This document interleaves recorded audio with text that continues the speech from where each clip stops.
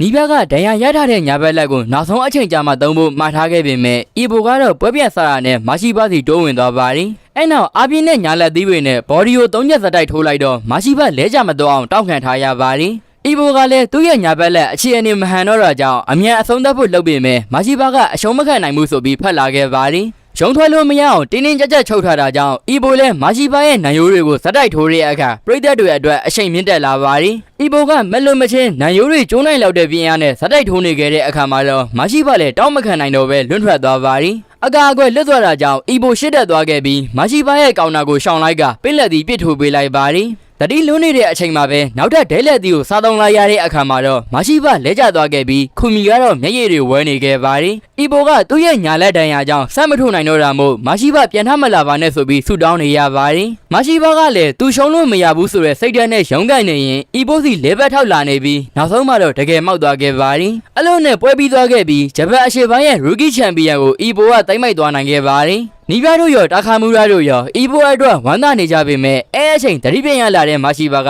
သူရှုံသွားတာကိုလက်မခံနိုင်ပဲဆက်ပြီးထိုးကျင်နေပါတယ်အီဘိုဘက်ကနေလေးစားသမှုနဲ့တိုက်ခိုက်ပေးခဲ့တဲ့အတွက်ကျေးဇူးတင်ပါတယ်ဆိုပြီးပြောလိုက်တော့လက်အိတ်ထဲကနေစီးကျလာတဲ့သွေးတွေကိုမရှိပါမြင်လိုက်ရပါတယ်ပရိသတ်တွေကလည်းအရှုံးနဲ့ရင်ဆိုင်လိုက်ရတဲ့မရှိပါကိုလက်ခောက်တွေတီးပြီးအားပေးနေကြပါတယ်မရှိပါဟာအီဘိုအတွက်တန်မာတဲ့ပြိုင်ပွဲတစ်ယောက်ဖြစ်ခဲ့ပြီးမရှိပါလက်ကျသွားတဲ့အချိန်မှာပြန်ထလာနိုင်မယ်လို့ထင်ခဲ့ပါတယ်အဲဒါကြောင့်အီဘိုကမရှိပါပြန်ထမလာဖို့ဆူတောင်းနေခဲ့ရပြီးအဲ့ဒီအခါအတန်လေးကအီဘိုအတွက်နိုင်ပေါင်းများစွာကြာမြင့်သလိုခံစားခဲ့ရတာကြောင့်ကြောက်ခဲ့ရပါတယ်အဲ့ဒီလိုကြောက်နေခဲ့ရတာဖရက်တာဝိတ်တန်ရဲ့ရူကီချန်ပီယံဆိုတဲ့ဂုဏ်မောတစ်ခုကိုအီဘိုရယူနိုင်ခဲ့ပြီးပရိသတ်တွေကိုနှုတ်ဆက်လိုက်ပါတယ်ဒီနေ့ညမှာဝိတ်တန်အသီးသီးရဲ့ပေါက်စားတွေရှင်းမြိုင်ထိုးသက်ခဲ့ကြပြီးအားလုံးပေါင်း17ပွဲထိုးခဲ့ကြပါတယ်အီဘိုရဲ့ final ပွဲပြီးတော့အနိုင်ရခဲ့တဲ့ပေါက်စားတွေအားလုံးကိုခေါ်ပြီးစုချင်းမြင့်ပေးကြကအီဘိုက MVP ဆုကိုပါရရှိသွားခဲ့ပါတယ်အီဘိုဆုရလို့ပြောနေတဲ့အချိန်တစ်ဖက်မှာတော့ခုမီကဒဏ်ရာတွေဘလက်ဘောနဲ့သူ့အကိုကိုကြည့်ရင်ဝမ်းနေနေပါတယ်မရှိပါကဒီပွဲဟာသူ့အတွက်အမြင့်ကိုတက်လန်းနိုင်ရမယ်ပွဲဆိုပြီးထင်ထားခဲ့တာဖြစ်ပါတယ်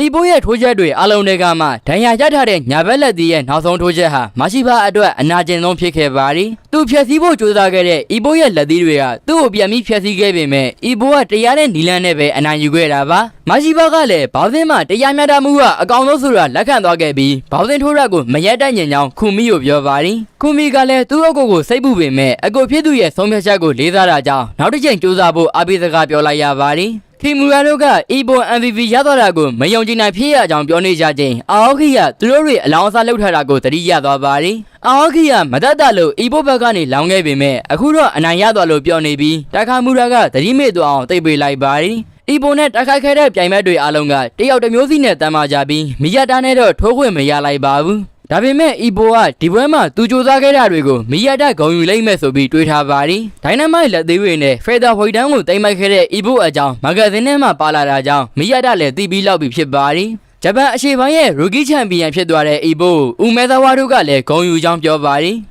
ဦးမဲသဝါတို့ကအီဘိုရဲ့ပွဲတိုင်းကိုလာကြည့်လေ့ရှိပြီးနောက်လာမဲ့အော်ဂျပန်ထော်နာမန့်မှာလည်းအပိနေဦးမှာဖြစ်ပါတယ်။ဒါပေမဲ့အော်ဂျပန်ထော်နာမန့်ပွဲတွေကနောက်လာထဲမှာစားတော့မှဖြစ်ပြီးအီဘိုရဲ့လက်တံရက2လလောက်အချိန်ယူဖို့လိုအပ်ပါတယ်။အဲဒါကြောင့်အီဘိုကနောက်ထပ်ပွဲစဉ်တွေမှာဝင်မပါနိုင်သေးကြောင်းပြောတော့ဦးမဲသဝါတို့လည်းစိတ်မကောင်းဖြစ်သွားပါတယ်။အီဘိုနဲ့ဦးမဲသဝါတို့ကအထက်တန်းပြီးဖို့2ဝက်လောက်ပဲလိုတော့တာဖြစ်ပြီးဦးမဲသဝါတို့ဆိုရင်လုပ်ငန်းခွင်တွေမှာဝင်လုံနေရပြီဖြစ်ပါတယ်။မကြခင်အထက်တန်းကျောင်းသားဘဝလေးပြီးဆုံးတော့မှဖြစ်လို့အီဘိုအတွက်ဘာသာလုပ်ရမလဲဆိုတာစဉ်းစားစရာဖြစ်လာပါတယ်ဒီမတိုင်ခင်အထိအရှေ့ပိုင်းရူကီချန်ပီယံဖြစ်ဖို့ကိုပဲပန်းနိုင်ထားခဲ့တာဖြစ်ပြီးအခုတော့နောက်ထပ်ပန်းနိုင်အသစ်ကိုရှာဖွေဖို့လိုအပ်နေပါတယ်အီဘိုကစပိန်စီးလာတဲ့မိန်းကလေးကိုမြင်တော့သူ့ခရက်လေးခုမီကိုတတိယသွားခဲ့ပြီးသူမဘာတွေလုံးနေလဲဆိုတာသိကျင်လာပါတယ်အီဘိုကခုမီရဲ့ကိုရဲ့မကောင်းကြောင်းတွေကိုပြောခဲ့တာဖြစ်လို့သူ့ကိုအမြင်ကြီးမှမဟုတ်ဘူးဆိုပြီးတွေးမိကတောင်းပန်မှုထွက်သွားပါတယ်ခုမီအလုံးလုံးနေရမောက်ဆိုင်ရှိကိုရောက်တော့တကားဝမှာခုမီနဲ့တွေးလိုက်ရပေမဲ့အီဘိုကိုနှုတ်ဆက်ပြီးထွက်သွားပါတယ်အဲဒါကြောင့်ဆိုင်ထဲမှာရှိနေတဲ့အဖွားကြီးကိုခုမီဘဲအချိန်အလုံးလာတာလဲဆိုပြီးမေးကြည့်ပါ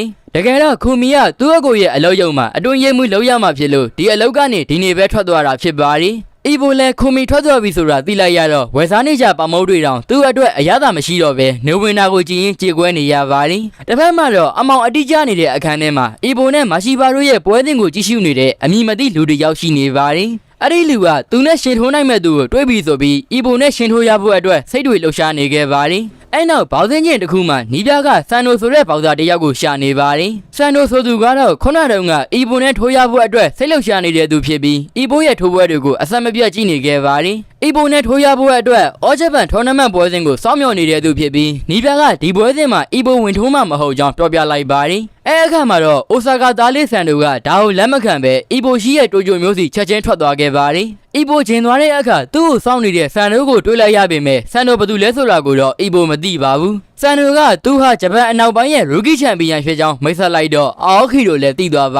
တယ်ဆန်တို့ရဲ့ကစားပုံတွေကြမ်းလို့သူမျိုးကလူတွေက Rocky လေးဆိုပြီးနာမည်ပြောင်နဲ့ခေါ်ကြပါတယ်ဆန်တို့ကလည်း Heavyweight တန်းရဲ့သမိုင်းမှာအရှုံးမရှိဘဲအနားယူသွားခဲ့တဲ့ချန်ပီယံဟောင်းကြီး Rocky Marciano ကိုအားကြတဲ့သူဖြစ်ပါတယ်။ Rocky Marciano ဟာ49ပွဲထိုးခဲ့ပြီး49ပွဲလုံးကိုအလဲထိုးနဲ့အနိုင်ရခဲ့ကတရေရောအရှုံးရောမရှိတဲ့တဦးတည်းသောချန်ပီယံဖြစ်ပါတယ်။အခုခေတ်ပေါက်စားတွေကနီးစနစ်ကျွမ်းကျင်မှုနဲ့ရှင်မြန်ရပေမဲ့ Rocky Marciano ကတော့မတူညီကြောင်းဆန်တို့ကပြောပြပါတယ်။ Rocky Marciano ကကျိုးဝိုင်းထဲမှာဘသူကဆွမ်းအားပိုကြီးလဲဘသူကပိုပြီးအထိုးခိုင်းနိုင်လဲဆိုတဲ့ပုံစံမျိုးနဲ့ထိုးလေးရှိရကြောင်းအဲ့ဒါမျိုးကိုမှဆန်တို့ကအားကြပါတယ်ဒါပေမဲ့သူရှင်မှန်ခဲ့တဲ့အနောက်ပိုင်းပွဲစဉ်တွေမှာပြိုင်ဘက်တွေကအသေးစားထိုးချက်လေးတွေနဲ့လဲကျကုန်တာကြောင့်စိတ်ပြတ်ခဲ့ရပါတယ်အဲ့အချိန်မှာအရှုံးမပေးတဲ့အီဘိုရဲ့ထိုးပွဲတွေကိုမြင်လိုက်ရပြီးအီဘိုနဲ့သာဆိုရင်ယောက်ျားအချင်းချင်းလက်ရည်တပြေးတဲ့တိုက်ခိုက်နိုင်မယ်ဆိုပြီးယုံကြည်ခဲ့ပါတယ်အခုတော့နောက်လာမယ့်နိုင်ငံအဆင့်ပွဲစဉ်တွေမှာအီဘိုဝင်မပါဘူးဆိုတာသိလိုက်ရလို့တိုကျိုအထိလိုက်လာပြီးနှုတ်မထွက်ဖို့ပြောပါတယ်ဆန်နိုကအီဘိုနဲ့ရှင်မြိုင်ဖို့အတွက်တည်တည်နိုင်တဲ့ smash တွေကိုတောင်လေ့ကျင့်ထားကြောင်းသူ့ရဲ့လိုဝက်ချက်ကိုထုတ်ပြောမိလိုက်ပါတယ်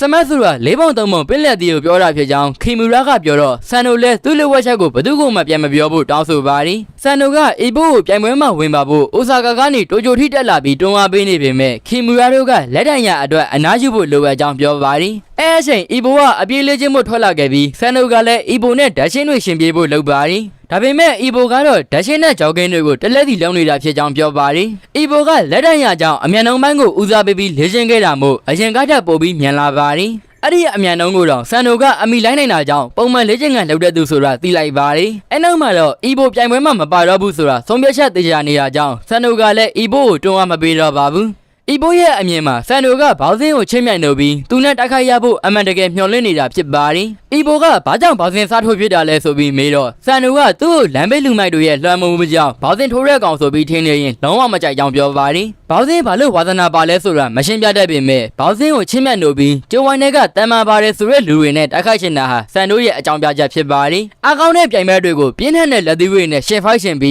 းအနိုင်ရခဲ့ရင်သူဟာတန်မာပါတယ်ဆိုတဲ့သက်သေကိုပြနိုင်ပြီဖြစ်ပါတယ်။အဲ့လိုမျိုးတိုက်ပွဲတွေဆင်နွှဲရတာကိုဆန်နိုကသဘောကျတာကြောင့်အီဘိုနဲ့ထိုးချင်နေတာဖြစ်ပါတယ်။အဲ့နောက်ဂျင်းစီပြန်ရောက်တဲ့အခါတာခါမူရာကအာအိုခီကိုလိုက်ရှာနေပြီးရေချိုးကန်းထဲမှာတွေ့လိုက်ရပါတယ်။အဲ့ဒါကြောင့်မွေကြီးစိတ်ကောင်ပြောခိုင်းဖို့လက်နဲ့ကန်လိုက်တဲ့အချိန်ပိုပီကြီးရဲ့မွေကြီးကိုခံသွားလိုက်ရပါတယ်။တကယ်တော့အဲ့ဒါကအာအိုခီမဟုတ်ပဲဆန်နိုဖြစ်နေပြီးဆန်နိုက heavyweight တန်းချန်ပီယံကြီးတာခါမူရာကိုသိနေပါတယ်။တင်းနေရုံမှမဟုတ်ပဲတာခါမူရာရဲ့ဖန်အကြီးစားကြီးဖြစ်ကလက်မှတ်တောင်တောင်းကျင်နေပြီးစိုက်ကြည့်မိနေပါတယ်။တာခါမူရာကတော့သူ့ကိုစိုက်ကြည့်နေတဲ့ဟာမွေအရွယ်အစားတိုင်းနေတဲ့အချိန်ပြီးနှိမ့်တယ်လို့ခံစားရတာကြောင့်ရေချိုးကန်းထဲမှာတီးကြပါတယ်။အဲ့နောက်ဆန်နိုကသူ့အိုင်တော်ရဲ့လက်မှတ်ရလိုက်ပြီးလုံးစရာမရှိတော့လို့အိုဆာကာမြို့စီပြန်သွားခဲ့ပါတယ်။ဒါပေမဲ့လမ်းပေါ်ရောက်မှအပြန်လမ်းသေးရမရှိတော့တာကိုသိလိုက်ရပြီးဒီညတော့ဂျင်းမှာပဲအိတ်လိုက်ရပါတယ်။အီဘိုကဆန်တို့အကြောင်းနဲ့မဂ္ဂဇင်းမှာရှာဖတ်ကြည့်တဲ့အခါ6ပွဲထိုးထားပြီး6ပွဲလုံးကိုအလဲထိုးနဲ့အနိုင်ရထားတာကြောင့်အီဘိုနဲ့တူညီနေပါတယ်။ပွဲမှတ်တမ်းနဲ့တူတာမဟုတ်ပဲအီဘိုလိုပဲဆန်တို့ကလည်းအပြည့်ဆောင်အပြည့်နဲ့အနီးကပ်ပေါက်စားဖြစ်ပါတယ်။တိုက်ခိုက်ပုံတွေရောအနိုင်ယူတဲ့ပုံစံတွေမှာပါချွတ်ချွတ်တူနေရကြောင်းအီဘိုကသူ့ကိုယ်သူပြန်မြင်ရတယ်လို့ခံစားနေရပါတယ်။အီဘိုကသူ့ကိုယ်သူမတိုက်ခိုက်ဘူးတာကြောင့်သူနဲ့တပုံစံနဲ့တူညီတဲ့ဆန်နိုနဲ့တိုက်ခိုက်ရရင်ဘာဆက်ဖြစ်မှလဲဆိုပြီးသိကျင်လာခဲ့ပါတယ်။နောက်တစ်ရက်နီးပြအပြင်ကနေပြန်လာတဲ့အချိန်လေ့ကျင့်နေတဲ့ဆန်နိုကိုမြင်လိုက်ရပြီးတင်နန်းသားအစ်စ်လို့ထင်သွားပါတယ်။အဲ့ဒါကြောင့်ဆန်နိုဟာပုံစံကောင်းကောင်းနဲ့ထုံးနေပေမဲ့အကာတွေရောနေတယ်ဆိုပြီးနီးပြကထောက်ပြပေးလိုက်ပါတယ်။နီးပြကတာခါမူရလိုမျိုးပေါက်စာကောင်းမွေးထုတ်ပေးထားတဲ့ပါရမီရှင်နီးပြကြီးဖြစ်တာကြောင့်ဆန်နိုကလေးစားပါတယ်။နီးပြကြီးတင်မေးသားတွေအကုန်လုံးကိုတက်တွေမသိမ်းလိုက်လုံနေချိန်မှာတာခါမူရကရန်သူကိုမတင်ပေးဖို့နီးပြကိုတားလိုက်ရပ